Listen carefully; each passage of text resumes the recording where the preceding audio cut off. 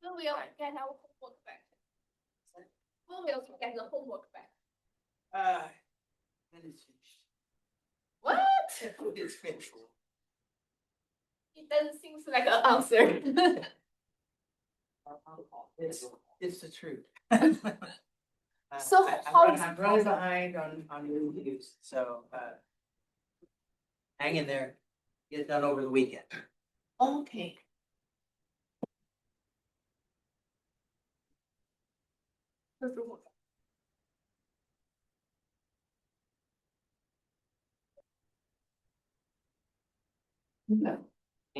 你知道吗？我全进来快。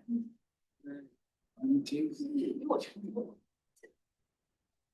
Again. 好，让我写这么多。 Oh, yeah. 家暴，浅浅家暴一下。 Just go ahead and set that down. So.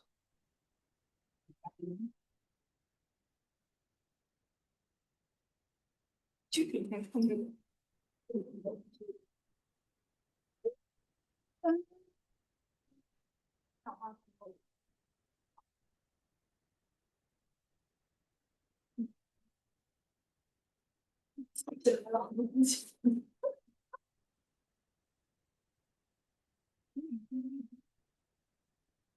又出来了。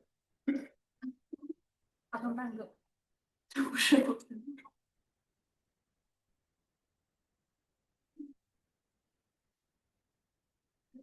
有30的时候人会更多。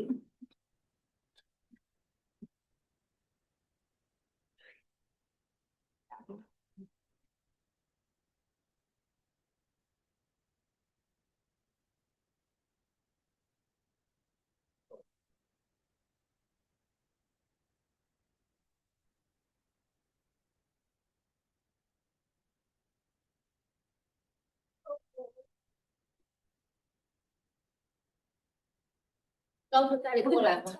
哦，是吗？是吗？然后来了，能骗得他们，放了一圈，失望的走了。你看，这是小口的。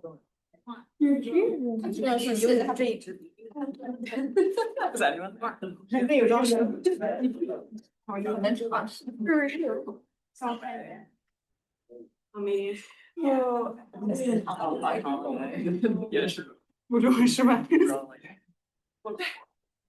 你知道《西游精灵球》是每次都有。是有系统，但没有精灵这个系统。那是我写的。也是。其实多么重要的物资啊，你知道吗？我说到机器也是。转。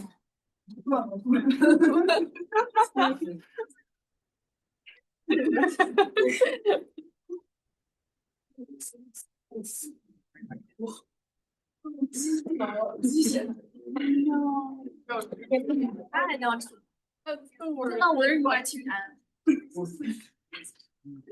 们一定要去。什么孩子呀？死吧！你要不理解。 Okay, we'll start in 1 minute. Just 2 minutes late, but as we're getting near here, some things I have to say are important. I want to make sure as many people are here as possible. And you'll have to tell your classmates if they do come in late, some of the things I'm going to say here in just a minute. Okay? All right, seating charts going around. If you need a name tag, come up here and grab one. Okay. We're getting as the semester goes on, we're just all getting tired of things. We have to. This is Heartbreak Hill, right? This is the last mile or what have you. So let's kind of hang in and keep up the good work. So name tags, computers, phones down. Let's start. Okay. So first thing. Next week, the assignment is different. It's not a group assignment. It's an individual assignment. Okay. So kind of an ethical personal assessment that, 10 years from now, you can look back on. So check it out. It's due next. I sent it out also by way of announcement. So if you look at your announcement, you'll see it in there. And or you can download it on Canvas, either place. So it's really a kind of a personalized thing for you that I put together. By the way, this fellow right here on the left is Jay Grinney, the CEO of HealthSouth, who was once our distinguished alumni in 2011. So a friend of mine, we were talking about him, and he was the dean at the time and remembered this. So there's, if you want to put a face to story, that's him. Okay. Now today's agenda, we're going to do a quick wrap up on voice to values, conflicts of interest, get right into the Wells Fargo's case and the GM case, which is a little bit, I don't know, there's in some ways it's more, I'm not excited about the case in retrospect, but there are some things that we can take away. Next week, I'm going to focus on you. It's all about you. Okay. We're going to talk about the ethical you. We're going to talk about ethical leadership, things that you can you should think about exhibiting in your career.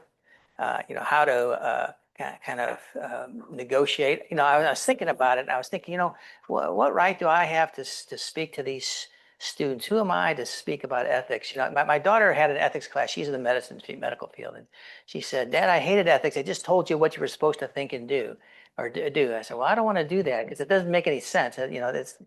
It's not the way you're going to operate. Why?" But I did think, well, my qualifications is I had an entire career and I didn't go to jail and I didn't get sued. So I'm thinking, okay, that's 2 pluses right there. And that's something, and I haven't had any problems where the dean had to pull me aside and talk about my relationship with the students.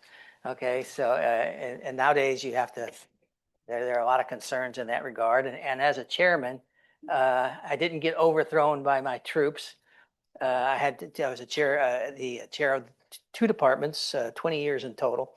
And, they didn't throw me out. And although I did understand, and this is on the ethical leadership side, I did understand that as a leader, there's an interesting dimension to leadership. And that is, all you need is the support of 51% of the troops. The other 49% may not like you, but they have to think, we can get rid of Palmer with a coup, but who's going to take his place, and will he or she be worse? So you got the extra advantage here. If you got 51% on your side and you got the others worried that it could be worse, then you're a leader for life, right? That's all it really takes. So I'll talk about some avoiding traps. And so next week it's really just going to be about you. We have 3 short cases, but just want to focus in on the way the things you can think about.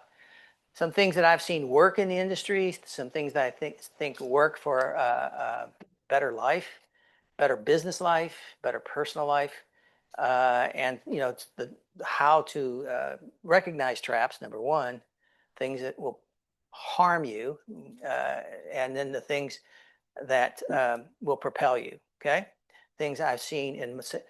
I take away a lot of lessons from people that are better than me. I watch them, I observe them, and I take their lessons. And I try to emulate those things. So I'm going to tell you the things that I've seen that I like to emulate. And I think when you see them, you'll say, yeah, that's a good thing. So that's next week. So let's wrap up this story. Any questions before we go on? Okay, and somewhere in the line, I didn't put it down as an item here, but have they sent you the class evaluations form yet? Teaching evaluation? Okay, just keep an eye out for that, because that's the other thing, the last piece of administrative things that we really have to deal with.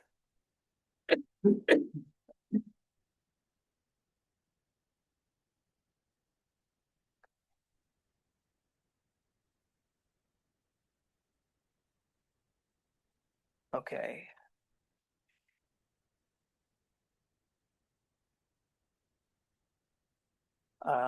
I didn't want to short circuit the voice to values and the Mary Gentile stuff. And just to recap, and I think what I'll do is I'll let her speak for this in just a minute. But just to recap, that when you get into a situation, whatever that situation is, a coworker that's even simple things. Okay, your coworker keeps watching porn and you have to see the screen. Okay, like, okay, can they stop that, please? How do I address something as simple as that? You know, it's like, okay, that, or a coworker that comes in and, um, you know, how do you respond to the, you know, they've changed their sexual identity. All of a sudden they, you know, they were him and now they're her, or they were her and now they're him. And you now have to work with them. Okay, how do you, you know, ethically, how, you know, does that change the way you respond to them? So it can get pretty personal, especially if you have some difficulty with the situation, some difficulty in terms of the way you're working, the way work gets done. So you need to, you know, identify the problem, identify gather whatever data you need completely, make sure you are on firm ground in terms of the facts. Develop your battle plan, and again, when you're going to try to move the organization a certain way, to take an action you think to be the more ethical direction, then you want to make sure you express that in terms that everybody can relate to in a positive way. Okay, it's not just you wanting your way or you're hung up on your way of what's right. Okay, because that's going to be very problematic. They're going to look at you as someone who has a certain arrogance about their way of seeing life, okay, and the way things should go.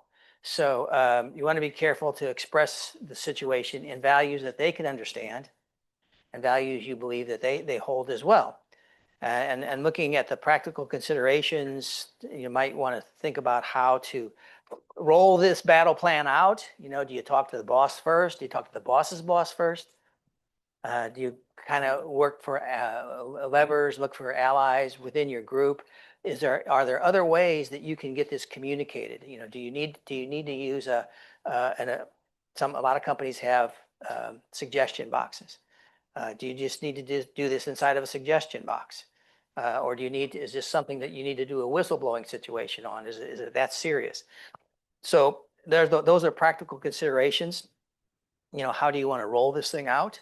You need to consider the rationalizations and the interests of the other parties. I mentioned before last week, to tie to last session rather, Tuesday, is the issue at hand going to affect somebody's pay or performance evaluation? What the organization thinks about them? That's really big deal, right? You are really playing with fire when someone is going to lose pay because of your ethical position and how work gets done. So you have to be prepared for extreme pushback in those kinds of situations. Okay.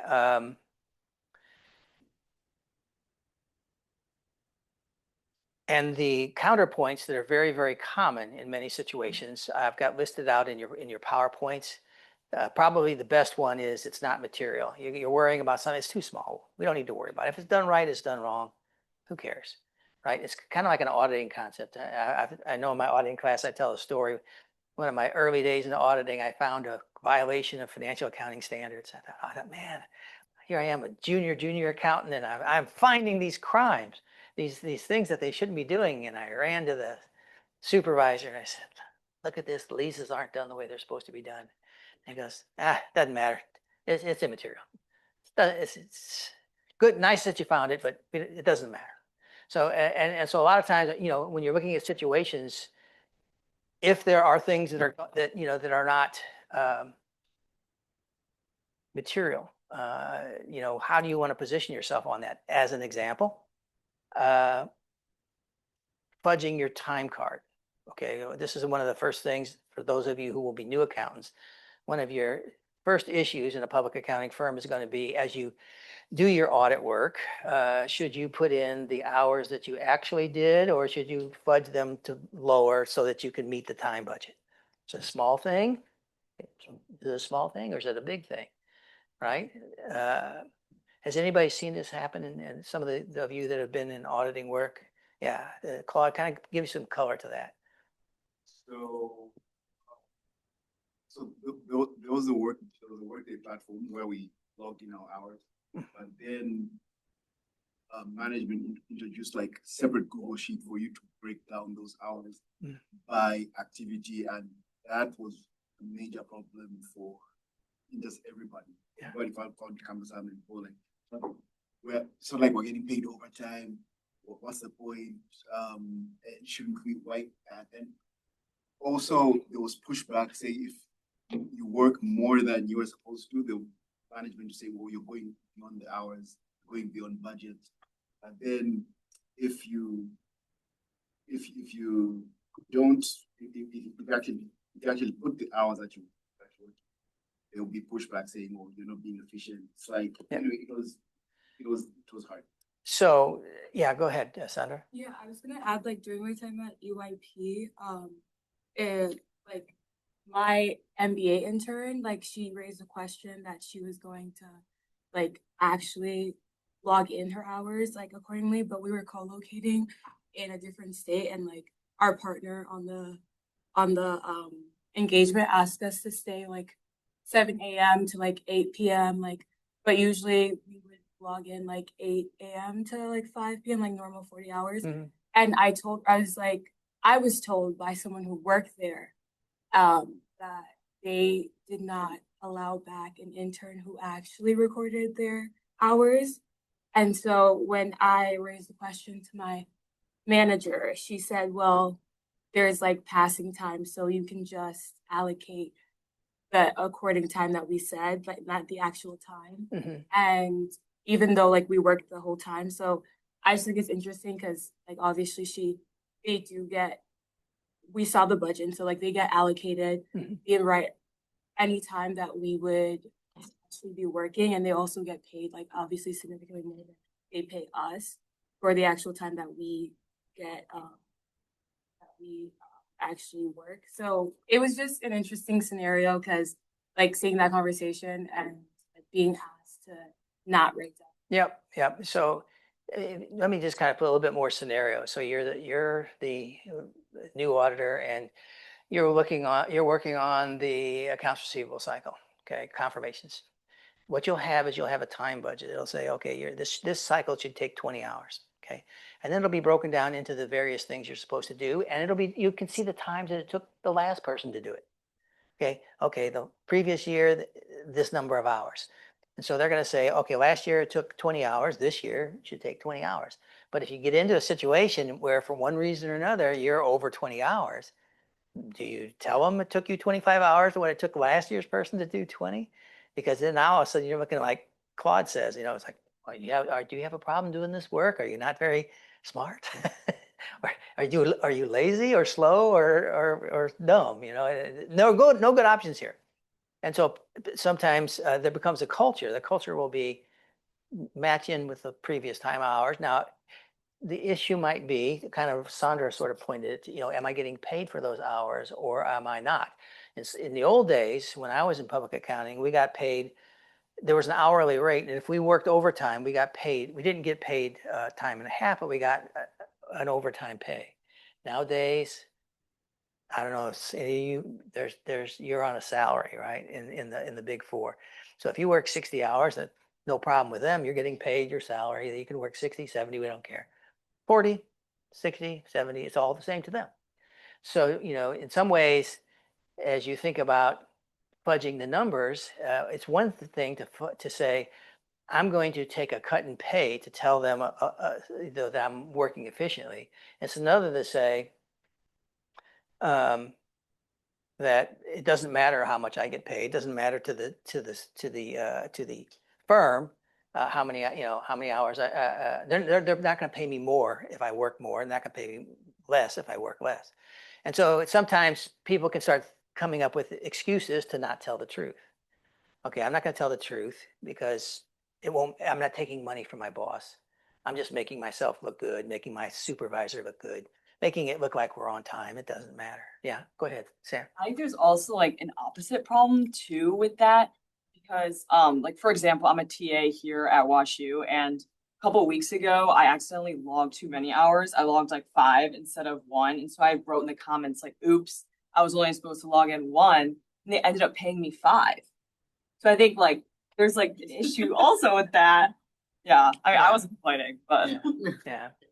I mean, sometimes it seems like a small issue, and you can think about that. You can think about like what damage is done. If I just say I worked fewer, there is damage done there, right? Because next year they got a plan for this thing, they got a budget for this, they got a bid, et cetera, et cetera. There are downstream implications to just simply not telling the truth. It may not affect you this year, but it may affect somebody else down the road. So those are kinds of things, and people will, say, well, that's not a big deal. We all do it. What are you worried about?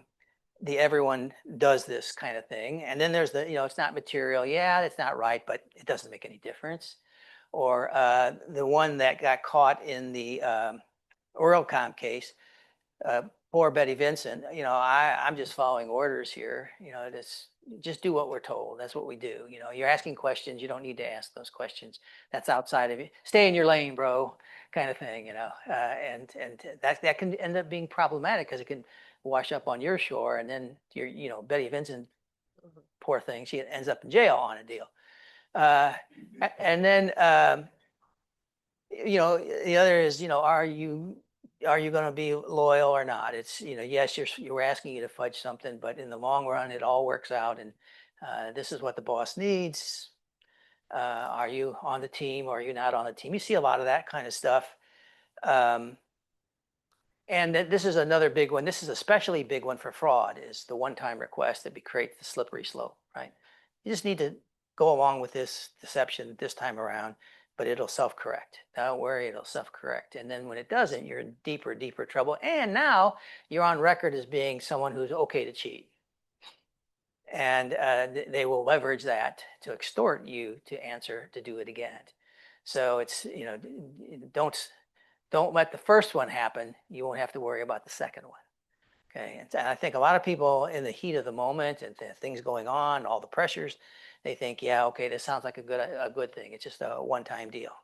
And you're going to look like a stick in the mud if you don't go along with it. You're going to look like a non-team player. You're going to look like there's no end to the accusations that they can levy against you. And that's what you got to be prepared for in terms of these rationalizations. And you have to rehearse how you want to address them.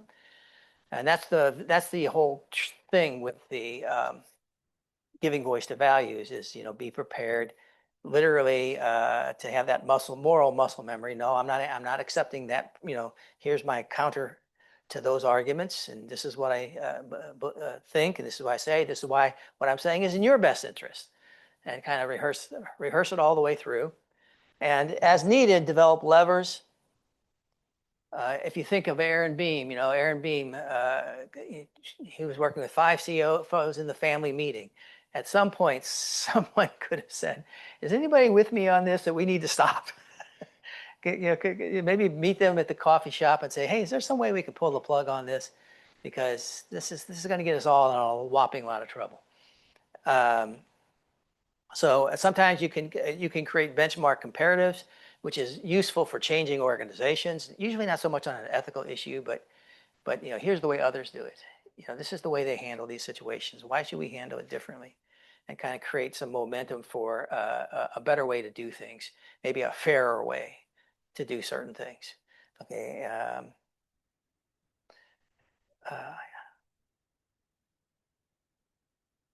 I'm thinking, wherever choices have to be made, like admitting students to WashU or admitting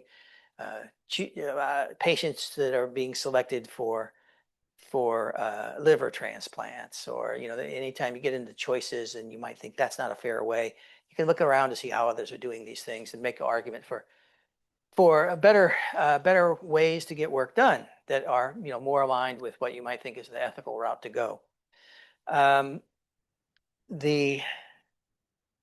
It's always good, and this is a thing that it hasn't come up so much this time, but maybe in this particular class, but occasionally we've looked at different problems and we just think if the person that was in that situation had thought it through to all the different options. Usually when you think through a problem, it's not always, people feel they're stuck and they're not stuck. Okay, they're not stuck if they just think of better ways to get things done. So, consider what's unique about the situation. Consider alternative paths. Talk to others. Talk to mentors. Talk to people more senior in the organization. People at other organizations. How would you handle something like this? Start getting ideas. starting to get ideas. How do I, this is a difficult dilemma I'm in. How can I navigate this with the least possible blowback? I know some of you will have, kind of spiritual guides in your church and things like that. That can also be helpful, just to kind of so that you don't feel so alone out there. Okay, most of these situations, nothing's unique in the world. Everybody goes through these different kinds of things. A lot of times they think they're alone. They're not alone. There's nothing that you're going to come up against that other people haven't gone through. And so you benefit from the wisdom of others. Whether those others could say, hey, don't do this and fail, because that's what happened to me. Okay, I failed when I did this. And say, okay, that sounds like, thank you for telling me. So gather all the information you can, find some levers for change, whether that's within the organization and colleagues, others who might be like-minded in terms of the problem. And then work on your solution that where there's as much winning as possible, right? As much winning as possible on all sides, or at least no more pain to people. Okay, reduce pain, or at least hold it steady. Okay, but nobody wants a complainer. Okay, nobody wants you just to point out the problems. I think it was President Roosevelt said, complaining about a problem without proposing a solution, that's just whining. Okay, we don't want to go that route. We don't want to, we can always pick at people's problems. So in the giving voice to values framework, you plan for the pushback, you look at all the options, you rehearse the best answer, you find people of like mind to help you support you in that answer, and you, in a very friendly way, convince as many people as you can that this is the best way forward for all of you. Okay, so it's an interesting perspective, and the idea being really being they call it circumspect. If you've ever looked at the definition of the word circumspect, it's like you don't just you see the entirety of the problem, like in a 360 view, right? Just not just from your angle, but looking at it from other people's angles, other stakeholders, how they might view this, and kind of after you've weighed out all of those things, move forward. Okay. So things to watch out for. This is not something we need to spend time on, but you yourself have to be careful. If you're going to start pointing out problems or dilemmas and you have certain positions, you got to be careful that you don't look like you're a victim of one of these problems. You're a know-it-all. You you make assumptions that may or may not come true, that people can challenge. That your way is the right way, and that's almost a cultural thing in some cases. And sometimes I've had one of my favorite employees, one of my best employees, and when I was in consulting, was a German fellow. He went on to be an SVP at DHL, and when I was with him, it was so fun. It was so fun to work with. But he would work on software for me, and he was spending an inordinate amount of time getting this particular thing done. And I pulled him in and I said, Christoph, how are we doing? Why are you taking so long? He goes, well, I'm building you the software that'll last for the ages. It'll last eternally. You will always be able to use this software in this situation, and you will, it's such a great thing. And I said, by the time you build it, nobody's going to care about what we're looking for. And I had to convince him he had a different view on timing. And in Germany, when they build houses, they build them for 300 years, or all their houses are made out of brick. They look at the U.S. and they say, you guys build houses the last 100 years. We built them the last 500 years. Your culture's wrong. We're right. There's the German way, and then the wrong way. And that was his attitude. And I had to kind of work through to say, okay, I understand the German way. I appreciate it, but we're not in Germany, and we got to work with this thing right here. And our customers need this, and they need it now. And so it took some time to get him over. I guess you'd call it his sense that his way was the right way, and that's the only way that there was, kind of a false omniscience. Okay, so all right, so let's get into the case that you turned in today. By the way, as Hao Yun brought up, where are the graded tests from last week? I'm running a little behind. Hope to get to that review, get everything reviewed over this weekend, and as I always do, I'll send you out the results. Okay, I have noticed that the work is getting better as time goes along. I appreciate that. It's good. So Wells Fargo, let's just talk a little bit about the background. I'm particularly keen on this story because I was working with Wells Fargo when this was not working as an employee, but as a consultant to them when this was all going on, and really liked the organization a lot. They were very, I mean, they were at the cutting edge of banking. They really were. They're out there in Silicon Valley. They're San Francisco area. And so they were going to change how banking was done completely. They just really, that's where they were at. John Stumpf was their president at that time. By the way, Berkshire Hathaway was sold on it too, right? Warren Buffett had a 10% stake in Wells Fargo, was very high on this particular stock. So was Mr. Stumpf, was he a respected CEO in your group work? Hao Cheng, did you see whether Stumpf did run to anything about how John Stumpf was regarded as a CEO, good or bad? Bad. Okay, I'm going to challenge you with facts here, just facts, Hao Cheng. He was voted Wall Street Business Person of the Year by Fortune magazine in 2013. Okay, now maybe that's bad in your eyes. Okay, he was the Banker of the Year from American Banker. That's the big banking magazine. Okay, CEO of the Year by Morningstar. So I mean, yeah, he in that time period, Stumpf was a big player in the market. Okay, everybody was listening to him. Warren Buffett was very high on him. He was the guy. Okay, he was the guy. All right, how about Wells Fargo? Hao Cheng, I'll pick on you again just for fun. Was Wells Fargo respected in the business community? They had a good CEO, but how about the company itself?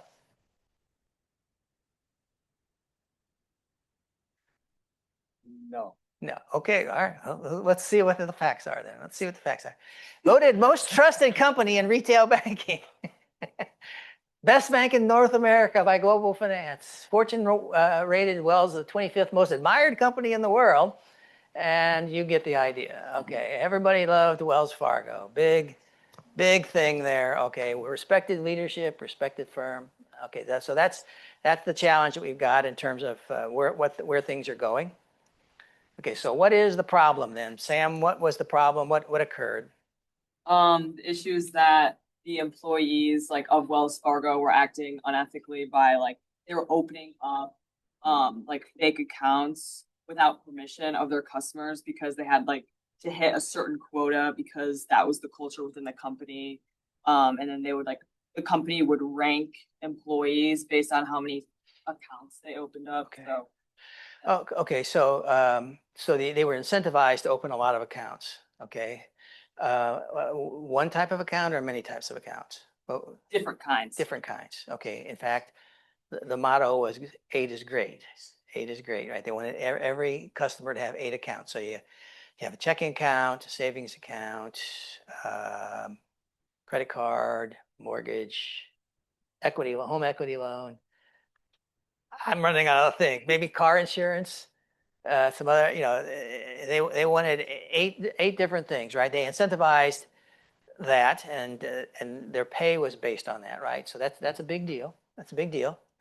Okay, so along the way, what that meant was they set up, as Sam mentioned, fake bank accounts. They also improperly charged for mortgage fees. They set up unauthorized online bill paying services, and they also required unneeded auto insurance. Those are just some of the things that I caught. There was a little bit more than this, but those are the ones that I know of. Now, when did it start? It started, it's kind of you read different things, you get a different sense of this, but some say it was way back in even preceding 2005, somewhere after the early end of the century.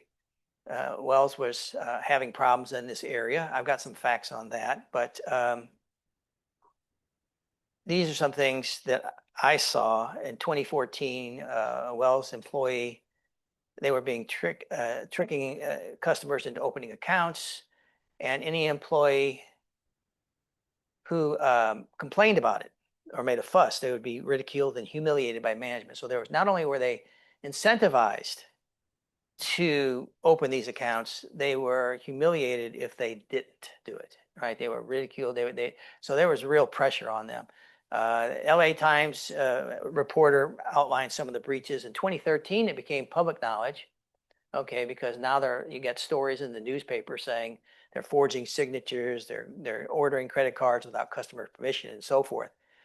Okay,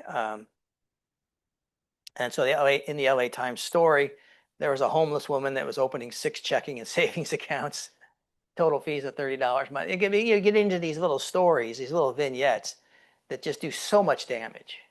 They do so much damage. Like, okay, we charging a homeless person $39 a month for 6 checking accounts. That's the kind of stuff that can really immediately impact a company. If Wells Fargo and John Stumpf had come out immediately after that LA Times and saying, we're going to fix this. We've got a problem and we're going to fix it. Would we not be talking about this today? I don't think we'd be talking about it today, right? So one of the big problems we're going to see as we go through here is the fact that they didn't correct when they found out about it. They tried to say, well, that's just done by a few bad apples in our farm, and yeah, it's no big deal. Not a big thing. It's not a big thing. Don't worry about it. We'll address it, but it's not a big deal. And huge mistake. Okay, just in terms of the problems, I like this quote in Glassdoor in 2008, way back in 2008. Someone put on a Glassdoor that you could work at Wells Fargo as so long as if you had no ethics. That's the place for you if you have no ethics, okay? Different things, internal investigations way back in 2004 said, hey, these sales practices are getting people to game the system to get higher pay and so forth. So it's been a long-standing problem in different degrees throughout the years. And so we pick it up, somewhere, at least in terms of the text, 2000, after 2008. They don't give a particular day, but I think it's the 2005, 2015, 2016 area we're mainly talking about here. Because the punishments to Wells Fargo came in right around those times, okay? So what role did management play, Gwenny, in this disaster?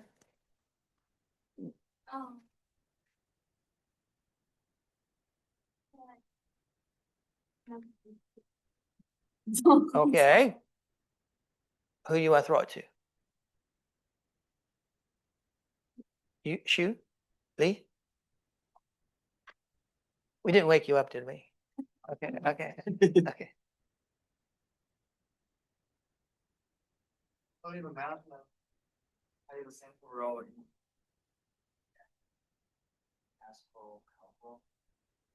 Okay, central role, good. In what way? I like that. They set up the time for this. They said the stress go and they can't get, so they try to do not as an ethical idea. Okay, so the whole performance incentives were aligned around this. Anybody want to add to that? The KPIs, as you call them, key performance indicators.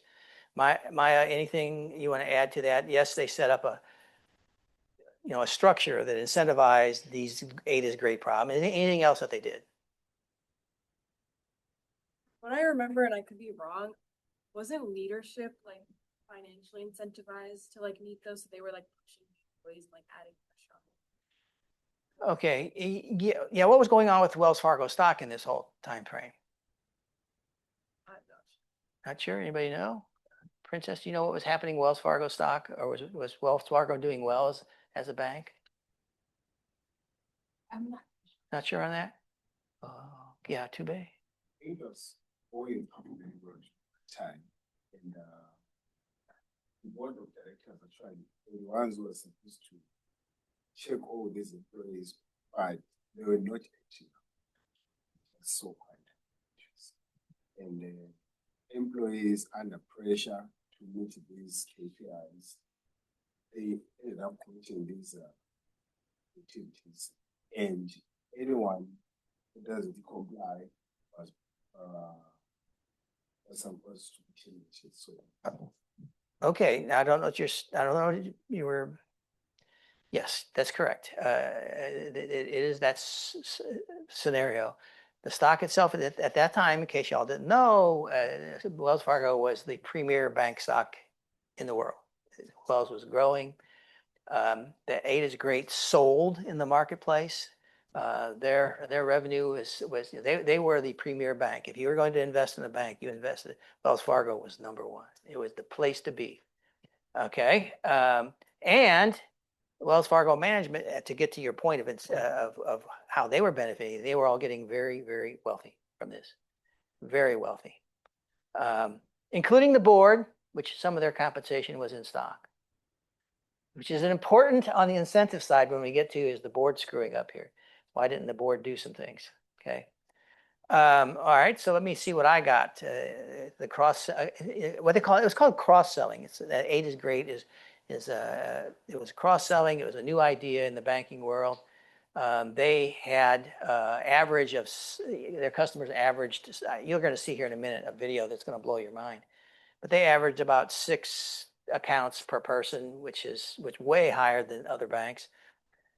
The incentives were there. The high pressure was there, as was mentioned. They also didn't follow up on whistleblower complaints. Okay, when they retaliated against whistleblowers.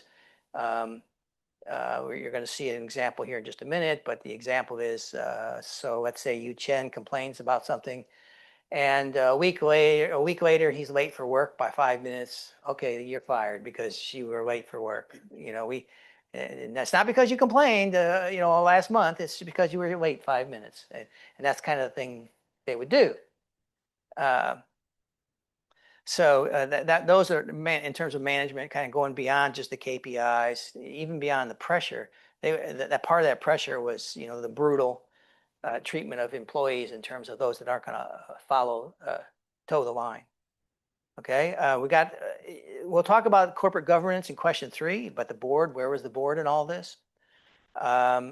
Management, perhaps the biggest problem was their slow response to the problems once they became apparent.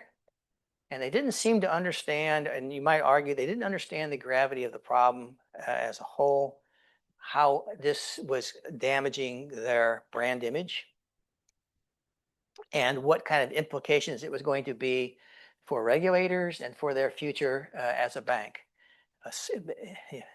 So let me, you got to see this to believe it. It is my favorite video on ethics because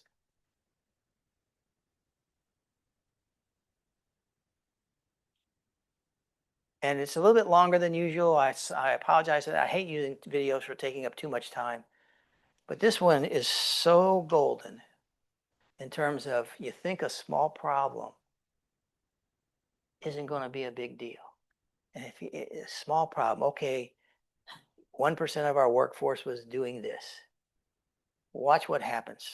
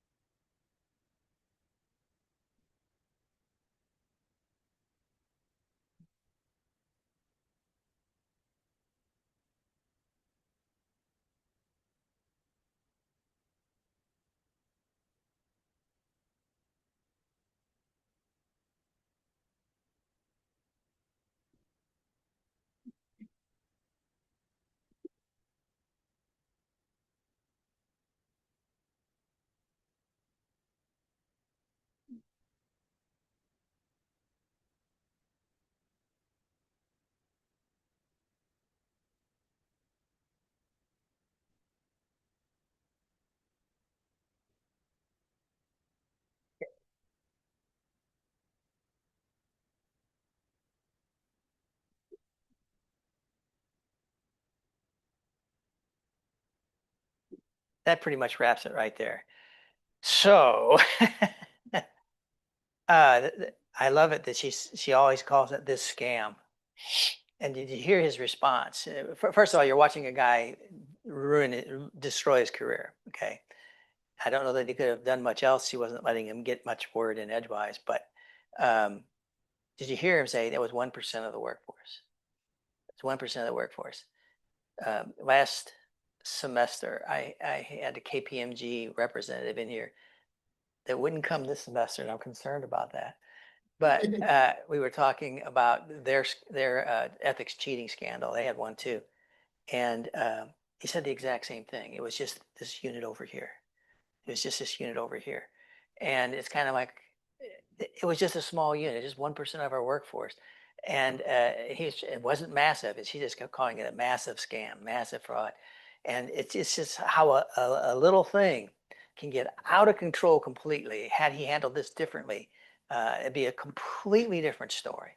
So in some senses, this is a lesson on, after the mistakes are made, whether you made them or someone else made them, what is the next step? You're getting a great example of what not to do, right? What he was not doing there was just saying, owning it. He did not own the problem. It was those little people down there, that 1%, everything is still great. And what a massive mistake that was. And he didn't survive it, by the way. He did not survive it. And there was a clawback of his set. A clawback is what the SEC does when there's a fraud. They will go back 3 years and take money if those executives were compensated from the enrichment based on the net income, whatever their pay structure is, they'll have to give that money back. Okay. So you could argue that Wells Fargo was just looking at these things as it's a minor issue to them. It was 1%, wrong fees. We'll give the money back to the customers and everything will be right. But they didn't really get the sense of the gravity of the situation, as I mentioned before. That consumer trust was on the line here. That stealing identities is not just oh yeah, okay, I'm sorry, I'll give you your money back. It was more than that. It was more than that. And they paid a big price there. So you could look at it a lot of ways, but I think that kind of summarizes management's role pretty nicely. And like I say, I'm not exactly a fan of the senator there, but she made me a fan. I said that was really massively good what she did. Yeah, it's just it's just such a withering interview that the poor guy didn't handle it well, didn't handle it all well at all. So anyway, how did the employees respond to the culture that management created? I'll go ahead and take this one and move it along. It was, one way you could say this is they lived up to the expectations of their leader. And there's a quote, kind of a famous quote from Stump. I've always known that not everybody will do right every day. It's kind of like if that's your expectations, they pretty much lived up to that expectation. They did not do right every day. I've got another video we're not going to watch, but it's in the PowerPoints, and you can check it. We'll get someone down on ground level talking about the day-to-day cheating, and it was kind of a whistleblower person, and she was basically saying this was part of their training. This is what you did. Cheating was what we do, and it was ingrained in their culture and in their pay. It was definitely in their pay. So employees respond to those incentives. They tried to reach the cross-sell goals, and you can watch this video. We're not going to do it here, but you'll see how personal it was for people down at ground level. They didn't like doing what they were doing. They weren't comfortable with it, but they didn't feel they had an option. I mean, bank employees are not paid tons of money. Maybe the executive team is, but underneath the executive team, and I would say vice president on down, pay is not great in the banking world.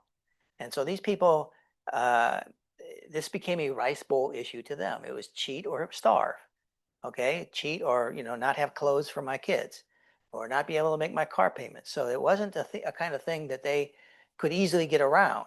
Okay, and there's some examples of the people who were fired because they were tardy, or one of them got a $5.4 million penalty, where Wells Fargo had to pay him for firing him as a whistleblower. That was interesting. And you saw there, John Stump didn't know much about much, but it turns out they had later recovered emails showing that he had heard about the faked accounts and forged signatures as far back as 2007. So long story short, his I can't remember thing doesn't work so well in truth. So the employee response, they did send letters and emails, and they did do the whistleblowing, and they did make the complaints. They did everything they could, but you know they also had to survive, and surviving meant they had to go along with it. So it's kind of a mix of things there. Where was the board in all this?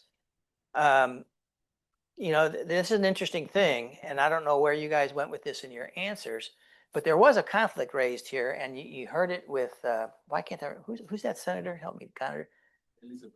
Warren. Warren kind of pointed it out a couple of times, saying you're the chairman of the board, and this is maybe a conflict. And when you were looking at Health South, did you notice the first thing Jay Grinney did was separated the CEO from the chairman of the board, because the board is supposed to oversee the CEO, but if the board is overseen by the CEO, you've got a natural conflict, right? It's like, well, I'm running this group and I'm going to evaluate me. I can kind of tell you what the outcome is going to be pretty early on in that scenario. And so that's what that was a problem at Health South, and that was one of the first things that they separated. And it's also a problem, and that's why she said, you're the chairman of the board. You can direct them. Why can't you at least say? And that was a natural conflict there in terms of the board of directors. There's a lot of reason to believe the board was kept in the dark. Okay, that they weren't told about sales. The board wasn't, at least didn't become part of the board agenda until 2014, that these sales practices might be out of line.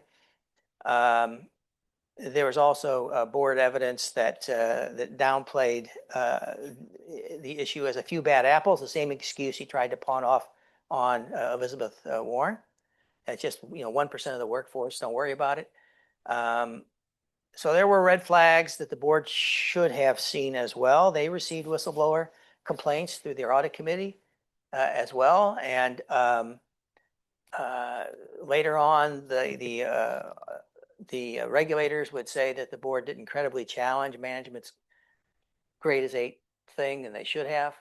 And same thing with the LA Times. After the LA Times story, after a lot of this came out, even in the press, it was 3 years before the board voted to change some leadership.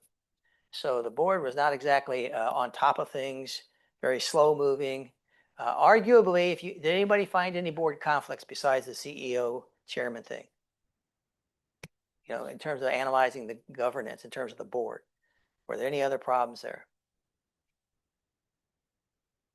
Because if you think about it, the Health South board, problem. This board, a problem. If you look at Enron, the board, problem. A lot of times when you look at massive frauds, take up the whole organization in some way, you'll usually find a board that's either not watching, they're not doing what they're supposed to be doing. Okay, because and that's an interesting thing, because you think the board's sort of naturally out there. They're just the top dogs that don't really know what's happening down at this level, but that's not the way it's supposed to be. And everything's supposed to report up to them. They should be very much in tune with what's happening here.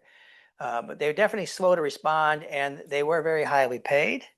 And 50% or more of their pay was in stock, so they were getting wealthy from grade as 8. 8 is great. If they would have taken actions earlier on, they would have hurt their own personal welfare. So you could argue that there was a conflict there. They were very slow to move. Why should I move if I'm making a lot of money, if the stock price keeps going up? Yeah, these incentives might cause some problems, but every day the stock price goes up, so I'm kind of liking it. So there's problems there. And in fact, after it wasn't long after this Senate situation that all the board, Stumpf was out and all their board was replaced. So the board was out, Stumpf was out. They did a complete clean house on this situation. Where was internal audit on all this? Basically not listened to. Okay, not listened to. So the postscript on this is Stumpf and Tolstead had to give back 180 million. Yeah, that's a wild lot of pay just on bonuses, right? They had to give back their bonuses eventually, and the board was entirely replaced by 2019. So in terms of the governance, that's the story there. But I wanted to ask you in our last 10 minutes here, how did KPMG was the auditor? Is there what is their culpability on this? Let me give you a little bit of a backstory on KPMG before you answer. They had been Wells Fargo's auditor for 85 years up to this day.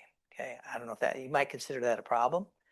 And in these years that we were just, what Warren was just talking about, in this years, 2014 through 2017, Wells Fargo in all those years, in their audit opinion said, Wells Fargo is maintaining effective internal control over their operations. Okay, Hao-Yun, you think that makes sense? Did they have to restate the, do you know if they had to restate Wells Fargo's audit opinion? Just talk about the timeline in this case. They still gave in this timeline, they gave there is no problem in the economic control. And after this, I think 2016, they have write a letter to the senator, talk about this thing, that they said that after review, everything happened. They still insist on the effective of internal control, so there's no receipt, no change in their auditing opinion, because they think the fee that's involved in this situation is immaterial based compared to the net income. I think it's even less than 0.5%. It's something very small number compared to this huge company. So they think based on the quantitative analysis, the whole thing is immaterial. So it's effective in internal control. Okay. I think they adhere the issue as early as like 2013, and they did the investigation. Okay. Well, you hit on the main point. The main point was being that this whole thing in the eyes of the auditor, not material. No worries. It's all good, right? After watching that, you find that a little bit uncomfortable as an auditor that could happen. I mean, and basically here was, they said the misconduct described did not implicate any key control over financial reporting, and the amounts reportedly involved did not significantly affect the bank's financial statements. Therefore, they also got dragged in to talk to Ms. Warren as well. And they got beat up pretty bad, but according to accounting guidelines, if it's not material, it's not material.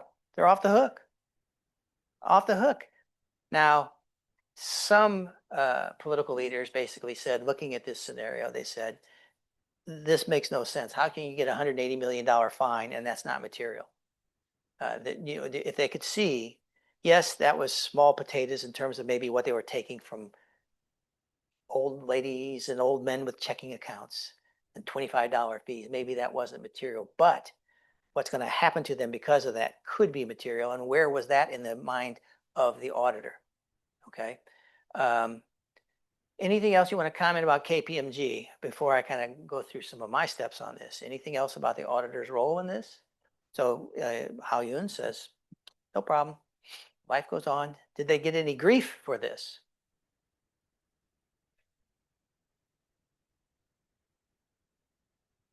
Are they still the auditor for Wells Fargo? You know? Did your groups find anything about that? Connor, are they still the auditor? I think they are. I know they had been for 85 years, obviously prior on the last slide, which is obviously probably, a little bit of back scratching, because they've been, in that business relationship for so long. Obviously, they're making millions of dollars off this. They're not going to look at certain things. They're not going to look at the sales tactics. But now, I would guess yes. I feel like nothing happened. I feel like it's a trick question. No, it's not a trick question. It's in fact, they are still Wells auditor. So they didn't even lose the business. After all that you saw, it's like they didn't even lose the business. So a couple of things that I would have hoped you might have come across. They certainly did get grief in the media. You know, where was KPMG when Wells Fargo this stuff was going on? And did KPMG warn management about this? Claude, do you know if they warned them? No. They write an investigation report as of 2013, and they send this to the auditor company. And they believe that since at that time, 2013, there already lots of scandal about this thing. They believe that the management team should know about this. Yeah. Yeah, they did warn Wells Fargo about this. And now it brings up a really big issue for you if you're going to be in public accounting.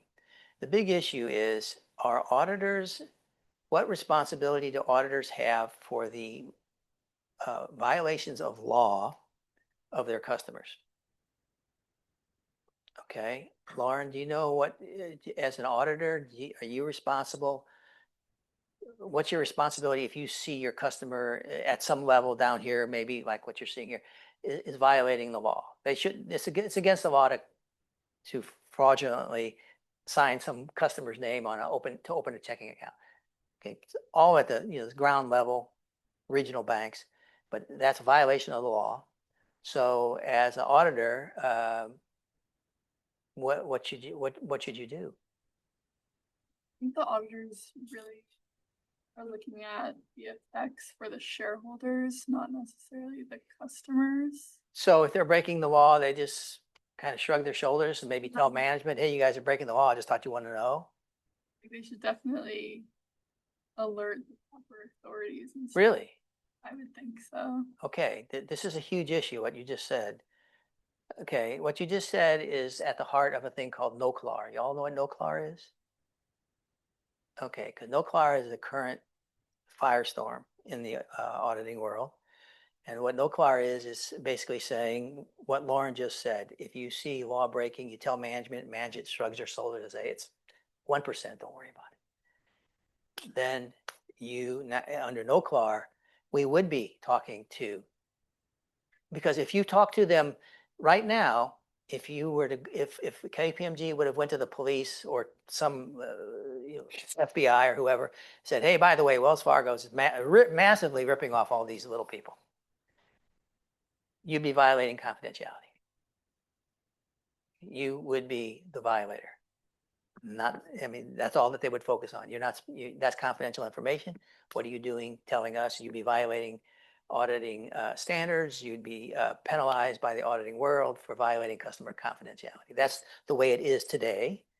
Okay, but and let me bring you up. So this whole thing was part of this ongoing debate we have about what is our responsibilities. I can tell you right now, having been in the banking business, the banking law is extremely complex. If I were to set in paper text, banking law is about 2 books of binders about that big. And there, if you're the auditor, number one, you're not a lawyer. You don't know that what's breaking the law from what's not breaking the law. That would be a matter of the legal profession and the jury to basically determine in fine detail.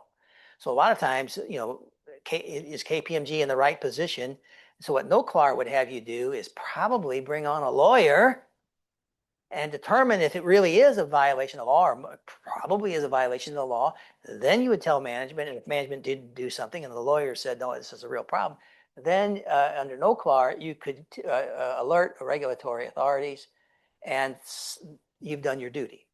But as it stands right now, KPMG the only thing they could do is tell management. Now, if they thought it was of such a scale that they needed to step off and resign, they would have, but they didn't think it was, hey, it was only 1% of the workforce.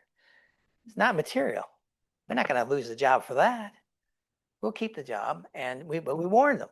So KPMG did what they should have done. They warned.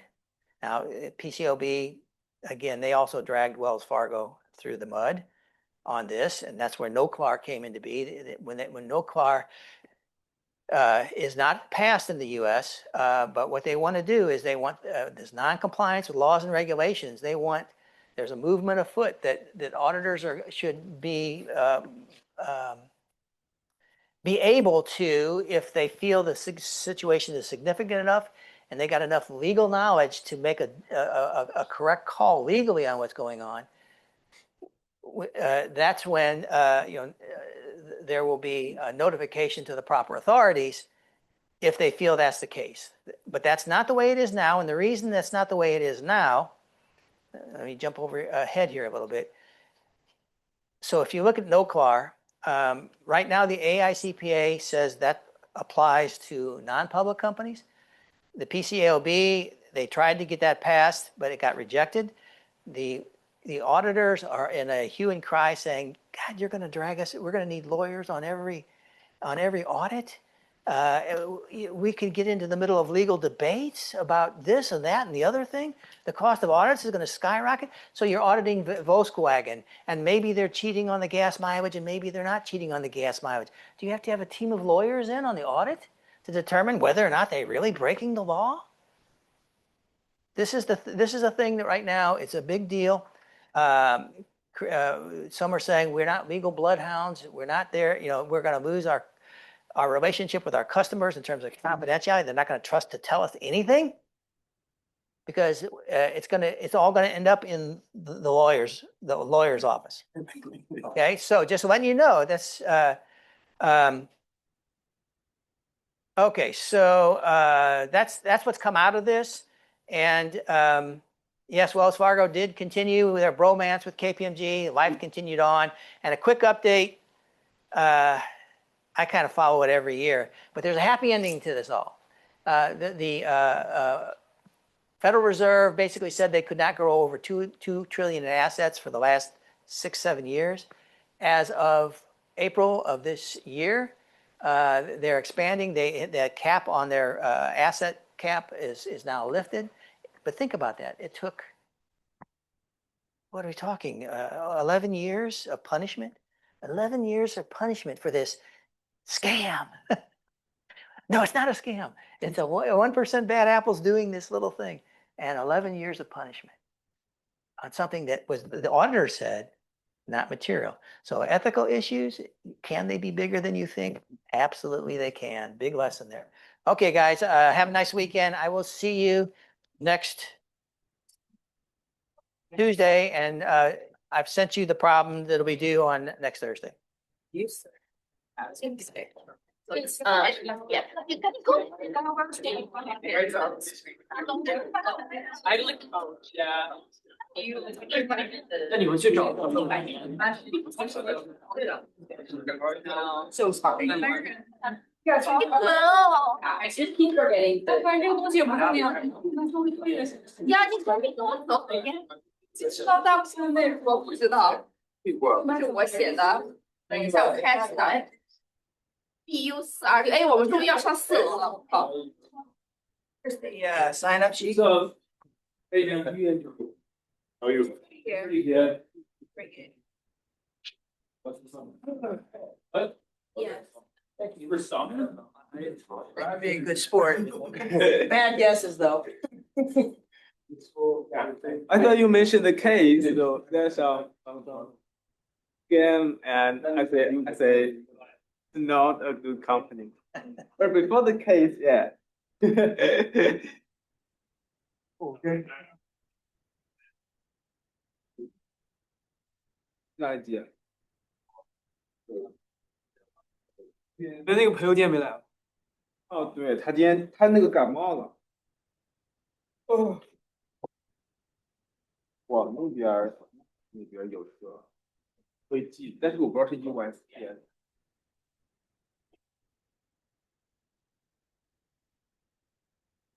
看看，在奥马路，然后学校里，一个有个。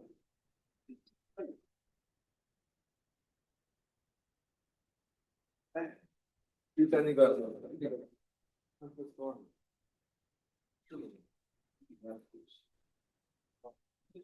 我们后来决定选死的也好。